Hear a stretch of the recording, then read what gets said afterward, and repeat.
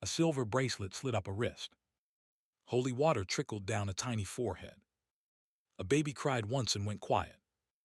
The godmother bent over the font, and her sleeve pulled back 2 inches above the bracelet. A scar showed on the inside of her wrist. Thin, crescent-shaped, exactly half an inch long. The old man in the front pew stopped breathing in the middle of the rite. He had given a scar like that to one woman in his life. On their wedding night, 44 years ago.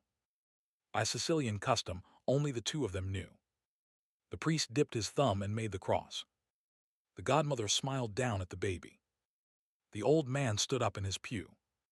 He looked at her face for the first time. He said 4 words in a steady voice. The parish froze. Stay with me on this one. He had been a widower for 22 years and 3 months. Everyone in the neighborhood knew the story. They told it the way you tell a holy thing. His wife had gone out for bread on a Tuesday morning. A black sedan had pulled up beside her on Court Street. 3 shots. The car never stopped. The bakery owner found her on the sidewalk. The neighborhood had buried her on a Saturday in June. There had been so many flowers the funeral home had to bring extra stands from the storage room. The widower had worn a black suit and a black tie and a black band around his upper arm. He had not cried at the wake. He had not cried at the mass. He had not cried at the cemetery. He had cried that night in the kitchen of the row house they had shared for 22 years. He cried for 1 hour. Then he washed his face. Then he never cried again. He kept her photo on the mantelpiece in a silver frame. He kept her wedding ring in a small velvet box in the top drawer of his dresser. He kept her side of the bed made every morning the way she had made it. Hospital corners. A small pillow on top of the larger one. A folded throw across the foot. He slept on his side of the bed and never crossed the middle. He cooked for 1. He set the table for 1. He went to Mass alone every Sunday at the 8 o'clock and lit a candle for her in the side chapel before he sat down. $2 in the box. The same prayer every week. The same candle in the same red glass cup. Money was not the problem. He had inherited a small olive oil import business from his father in 1967 and grown it carefully. 3 warehouses on the Brooklyn waterfront. 2 trucking companies. A stake in a meat distribution business in Queens. People in the neighborhood called him many things. Don, Padrino, Uncle, Sir. The young men who worked for him called him Capo. The priest at the parish called him by his first name when nobody else was listening. Salvatore Marchetti was 62 years old at the time of the christening. His hair was still mostly dark, slicked back the way his father had taught him, with a streak of gray at each temple. His hands were thick and clean and steady. He had 2 tattoos on the left side of his neck that ran from just below his ear down to his collarbone. A small dagger. A small rose. He had got the dagger when he was 19. He had got the rose on the morning of his wedding, in a parlor on Mulberry Street. The rose was for her. He had never told anyone what the rose was for. He had 3 sons and 1 daughter who had all moved away from Brooklyn. They visited on holidays. They called every Sunday. They worried about him. They had stopped trying to set him up with widows from the parish about 10 years in. He had thanked each of them politely and explained, very gently, that his heart had been buried in a plot at Holy Cross Cemetery, and there was no point in digging it back up. The youngest of his nieces had just had a baby. A girl. They had named her Rosaria after his mother, which had touched him more than he had expected to be touched. The christening had been scheduled for the 3rd Sunday of May. The parish was St. Cosma's and Damien on Henry Street. The priest was Father Antonio, who had baptized half the neighborhood and was now 68 years old and walked with a cane. Salvatore had agreed to be godfather. It was his first time as godfather to a grandniece. He had been godfather 6 times before. He took it seriously. He had bought the child a small gold chain with a saint's medal on it. He had bought the parents a check in an envelope that would help with the first year of expenses. He had asked his housekeeper to press his charcoal suit and his white shirt and his dark gray tie. The morning of the christening, he woke at 5. He shaved carefully. He dressed slowly. He stood in front of the mantelpiece and looked at her photograph for a long moment. He spoke to her in a low voice in Sicilian dialect, the way he always did before any family event. He told her about the baby. He told her the baby's name was Rosaria.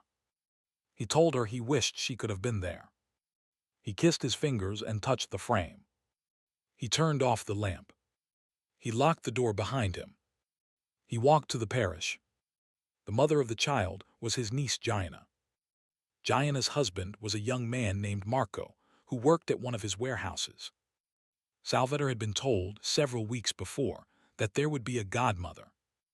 The godmother was not from the neighborhood. The godmother was a woman that his consigliere, a quiet man named Vincenzo, who had served him for 31 years, had introduced to the family at a dinner about 4 months earlier. The woman was a recent transplant to Brooklyn from upstate. She was, according to Vincenzo, a war widow herself, a quiet woman, a churchgoer, a woman of good character. She had taken to Gianna immediately. Gianna had taken to her. When the question of godmother came up, Gianna had asked her. Salvatore had not yet met her. She had been traveling, Gianna said, when he had come for dinner the 2 times she had been around. She would meet him at the christening, Gianna said. He had nodded and said that was fine. He arrived at St. Cosma's at 9:45.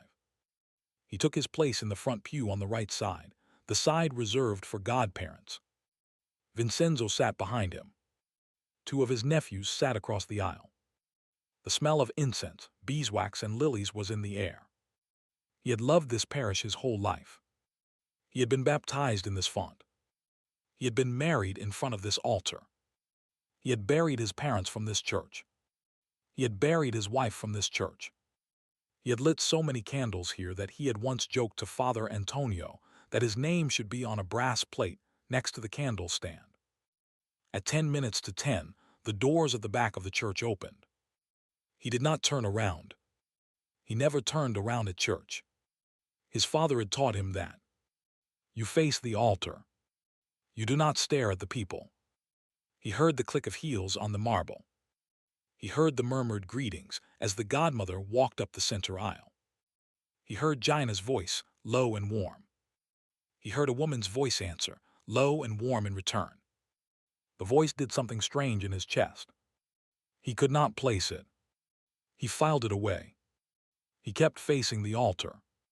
He told himself it was nothing. He told himself this was the kind of moment where a widower's mind plays tricks on him.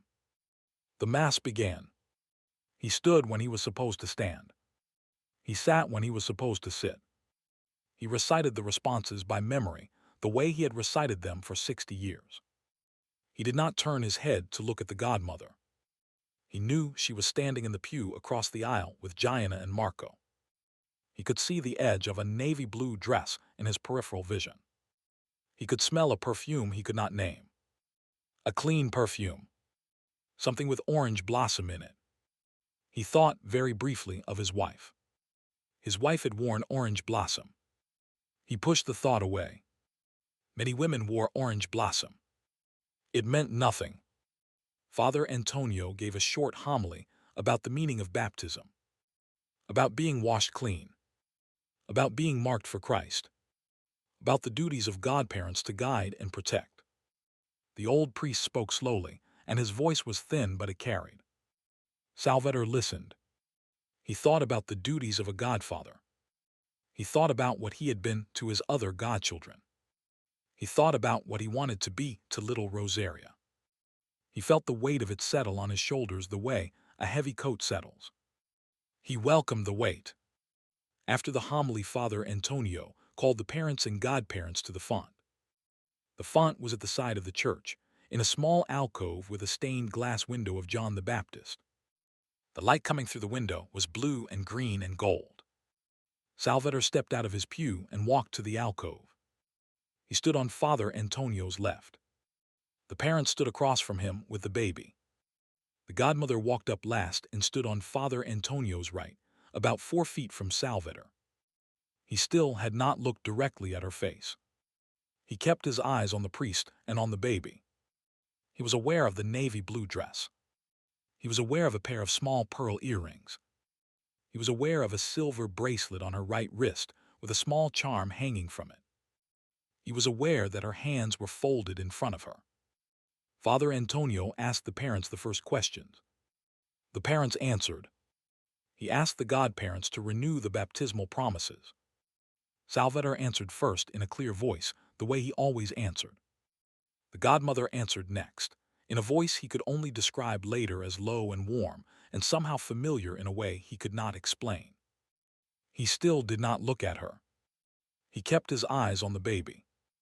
Father Antonio took the baby in the crook of his arm. He poured a small stream of holy water from the silver shell. He poured it 3 times, once for the Father, once for the Son, once for the Holy Spirit. The water trickled down the baby's tiny forehead and into the basin below. The baby cried once and then went quiet. Father Antonio handed the baby back to the mother. He produced a small white cloth and dabbed the forehead dry. He took the chrism oil and made a cross on the forehead. He took a small white candle and lit it from the paschal candle. He handed the candle to Salvator to hold, because the Godfather holds the light. Salvator held it. His hand was steady. Then Father Antonio gestured to the small wooden lectern beside the font, where the baptismal certificate lay open. The certificate was an old-fashioned heavy paper document, with the parish seal embossed at the top. The names of the child, the parents, the godparents, the date, the priest, all to be entered by hand in dark ink. There was a pen in a small holder. By parish tradition, the godmother signed first, then the godfather. Father Antonio nodded to the godmother. If you're still with me, hit that subscribe button. The godmother stepped forward. She picked up the pen with her right hand. Her sleeve was a long navy blue sleeve that came almost to the base of her thumb. She lifted her hand toward the certificate. As she lifted, her silver bracelet slid up her wrist. Not far. About 2 inches. Enough. The cuff of the sleeve rode up with it. The skin on the inside of her right wrist was exposed for a moment, between the sleeve and the bracelet. Salvator was standing 5 feet away. The blue and green and gold light from the stained glass was falling directly on that piece of skin. He saw the scar. It was a thin crescent, half an inch long, on the inside of the wrist, about an inch below the heel of the hand. The shape of it was very specific. It curved one way and then turned slightly the other way at the end, like a tiny hook. He knew the shape of that scar better than he knew the shape of his own face in the mirror. He had made it. He had made it 44 years ago. He had made it with the tip of a small silver knife on his wedding night. He had made it in a hotel room in Taormina, by the window with the lamp on. He had made it because his bride had asked him to. There was an old Sicilian custom in her grandmother's village, a custom her grandmother had taught her when she was 12 years old. On the wedding night, the husband and wife cut each other in the same place, a small crescent on the inside of the right wrist with the same blade. The blood mixes on the blade. The blade is washed in wine. The wine is drunk. The scars remain for the rest of the marriage as a private vow. Nobody else knows. Not parents. Not children. Not priests. Just the two who made them. He had made the cut on her wrist. She had made the cut on his. He still had his scar. He looked at it every morning when he buttoned his shirt cuffs. A thin crescent, half an inch long, with a tiny hook at the end, on the inside of his right wrist. He looked at the scar on the godmother's wrist. He looked at his own scar, just visible above his shirt cuff. He compared them. They were the same scar. The same hand had made them. His hand. His knees did not buckle. His face did not change. He had not become a man who let his face change, not after 22 years of widowhood and 40 years before that of business in a hard town. But somewhere inside his chest, A thing was happening that he did not have words for. A door he had locked 22 years ago was being kicked open from the inside. He looked at her face for the first time. She was bent over the certificate. Her dark hair, mostly silver at the temples now, was pulled back in a low knot.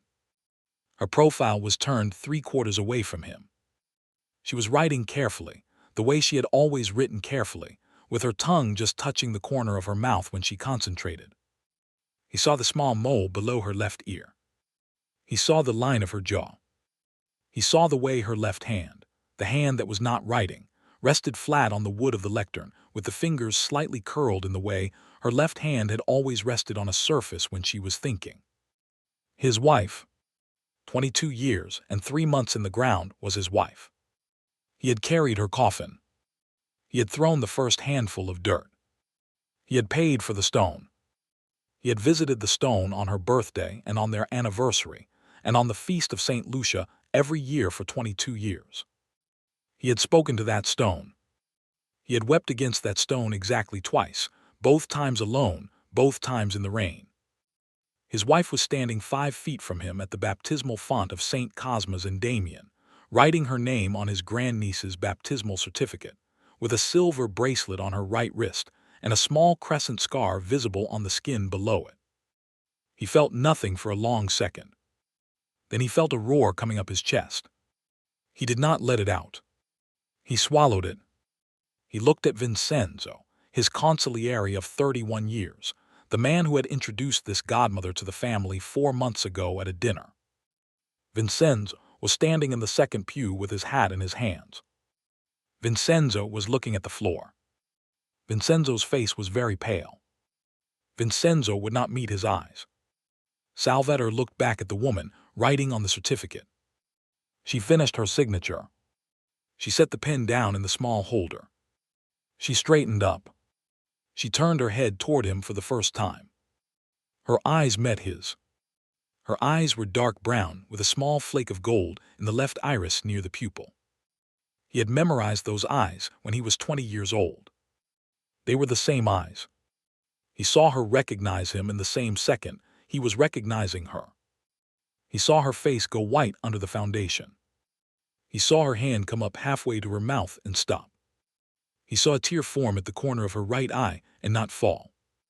The priest was saying something about the candle. The parents were smiling at the baby. The organist was playing a soft passage on the lower keys. The blue and green and gold light was falling on all of them. Salvatore Marchetti opened his mouth. He said 4 words in a voice that did not sound like his own voice. He said them in English, not in Sicilian, because the church was a public place and he wanted everyone present to hear. She is my wife. The parish froze. The organist stopped playing in the middle of a phrase. The note hung in the air and faded. Father Antonio's hand, the one holding the small white cloth, went still. The mother of the baby looked up. The father of the baby turned his head. The 2 nephews in the pew across the aisle stood up without meaning to stand. Vincenzo did not move. Vincenzo stared at the floor and his shoulders rose and fell once and rose again. The woman in the navy blue dress did not move either. She was looking at Salvatore. The tear at the corner of her right eye finally let go and slid down her cheek and stopped at the line of her jaw. She did not wipe it. For a long count of 3 nobody in the church spoke. Then she opened her mouth and she said his name. Not the name the parish knew him by. Not Salvatore or Pedrino or Don. She said the small private name she had used for him in the dark of their bedroom for the 22 years they had been married. A name only he had ever heard. She said it quietly, just above a whisper, but in the silence of the frozen parish it carried to every pew. He took 1 step toward her. She took 1 step toward him. They stopped 4 feet apart at the edge of the baptismal font. Neither of them touched the other yet. They looked at each other for what felt like an hour and was probably 11 seconds. Then he asked her a single question in Sicilian, in a low voice that the people in the back of the church could not have heard. He asked her how she was still alive. She closed her eyes. She opened them. She answered him in Sicilian, in the same low voice. She told him she had been taken.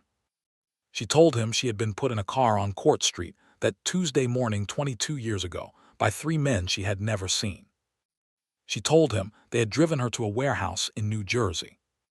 She told him they had said that if she ever came home, if she ever called him, if she ever tried to reach her children, they would kill all 4 of her children and her sister and her mother on the same night. She told him they had shown her photographs of her children at school, of her sister leaving the bakery, of her mother on the porch in Bensonhurst. She told him she had believed them. She told him they had driven her to a small town in upstate New York and given her a new name and a small house and a monthly envelope of cash and a clear set of rules. She stayed in the small town. She never came back to Brooklyn. She never spoke to anyone from her old life. If she broke any rule, her children would die. She told him she had kept the rules for 22 years. She told him that 4 months ago she had received a letter in the mail with no return address. The letter had told her that the man who had given the order to take her was dead. The letter had told her she was free. The letter had told her a man named Vincenzo would arrange for her to be introduced to her own family slowly, without saying who she was, so she could see them before she died of an old woman's heart. The letter had told her she could never tell her husband who she was. If she told him, the children of her children would die instead. The letter had been signed by a name she did not recognize. She told him she had kept the letter in a drawer for 2 weeks. She had thought every day about burning it.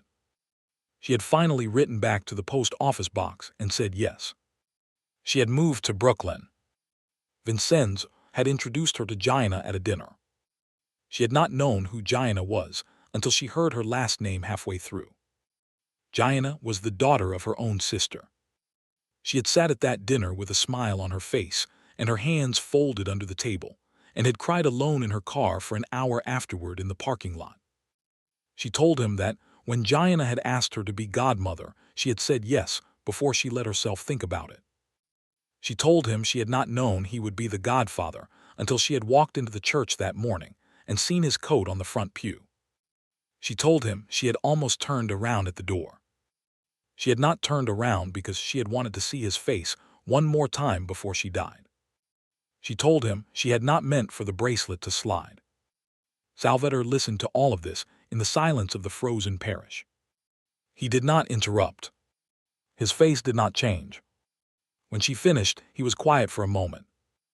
Then he turned his head slowly and he looked at Vincenzo. Vincenzo was still staring at the floor. Vincenzo's hat was crushed in his hands. Vincenzo's shoulders were shaking. Salvatore did not speak to Vincenzo. Not yet. There would be a conversation with Vincenzo later, in a room without windows, and that conversation would last a long time. Vincenzo had known. Vincenzo had known for 22 years. Vincenzo had stood beside him at the funeral and had handed him a black handkerchief at the graveside. Vincenzo had lit candles with him at this same altar for 22 years. Vincenzo had brought her back into the family 4 months ago and had not told him. There was a price for that. The price would be paid. But not at the font. Not in front of the baby. Not in front of the parish. Salvatore turned back to his wife. He lifted his own right hand. He pulled back his shirt cuff. He exposed the inside of his own right wrist. The same thin crescent. The same half-inch. The same small hook at the end. He held his wrist beside hers. The 2 scars matched the way 2 halves of a broken plate match when you fit them together. The parish saw the 2 scars. He took her right hand in his right hand. He closed his fingers around her wrist gently, the way he had closed them around her wrist on their wedding night when he had washed the blade with wine. He felt her pulse under his thumb. It was fast and small and alive. He turned to Father Antonio. He spoke in a steady voice. He asked the old priest to finish the baptism. He said the baby Rosaria deserved to be baptized without further delay. He said the rest of this would wait. He said he would explain everything to the family at the reception in the parish hall. Father Antonio nodded. The old priest's hand was shaking, but he steadied it. He finished the rite. He blessed the baby. He blessed the parents. He blessed the godparents. The organist, who had not moved from the bench, began to play again, very softly, the recessional. The mother of the baby was weeping openly. The father of the baby was holding onto the side of the font with both hands. The two nephews had sat back down in their pew and were staring at Salvador the way men stare at a saint they did not know lived on their street. Salvador kept his wife's hand in his. He did not let it go. He walked her out of the alcove and down the side aisle and into the small sacristy at the back of the church where the priests vested. He closed the door behind them. They were alone for the first time in 22 years. He looked at her face in the plain electric light of the sacristy. The makeup, the slightly different way she wore her hair, the 22 years of upstate winters, none of it mattered. She was his wife. He could see the 20-year-old bride under the 60-year-old face, the way you can see the original painting under a later coat of varnish if you know where to look. He did not ask her any more questions yet. The questions would come. There would be hundreds of questions. He would ask them slowly, over weeks and months, in the kitchen of the row house, at the small table where he had set one place for 22 years. He would now set two. He asked her one thing only, there in the sacristy. He asked her if she could come home. She nodded. She could not speak. She nodded again. He took the small velvet box out of the inner pocket of his suit. He had carried it in that pocket for 22 years to every wedding, every funeral, every christening. The wedding ring he had taken off her finger at the funeral home before they closed the coffin. The wedding ring he had not been able to bury. He opened the box. He took out the ring. He slid it back onto the fourth finger of her left hand. It was a little loose. She had lost weight in 22 years upstate. He would feed her. The ring would fit again. They walked back out into the church. The parish was still mostly seated. People had not known what to do during the rite. Now they stood up as he and his wife walked down the center aisle together. Some of them crossed themselves. Some of them wept. An old woman in the back, who had known his wife since they were both 8 years old and had stood at her grave with a black umbrella, fainted into her husband's arms. He was caught and revived. He kept walking forward. They walked out of the doors of St. Cosmas and Damien into the spring sunlight on Henry Street. The neighborhood was already waiting on the sidewalk because word traveled fast in Brooklyn. Maybe 40 people. Cousins, neighbors, the bakery owner who had found the blood on Court Street 22 years ago and who was now 79 years old and leaning on a cane. The bakery owner saw her face. He dropped the cane. He covered his mouth. Salvador walked his wife the 4 blocks back to the row house. He unlocked the door. He held it open for her. She walked into the kitchen first and stood in the doorway and looked. The wallpaper she had hung in 1974 was still on the walls. The plates she had picked out were still in the cabinet. The framed photograph of her parents was still on the wall by the radio. She put her hand on the door frame and lowered her head, and her shoulders shook for the first time. He came up behind her. He put one hand on her shoulder. He did not turn her around. He just stood behind her with his hand on her shoulder and let her stand in the doorway of her own kitchen for as long as she needed to stand there. Outside, the bells of St. Cosmas were ringing for the noon Angelus. Inside, an old man and an old woman who had been buried apart for 22 years stood in the small warm room where they had once cooked Sunday dinner for 4 children, and the room held them both, and the bells kept ringing, and neither of them said another word until the bells had finished.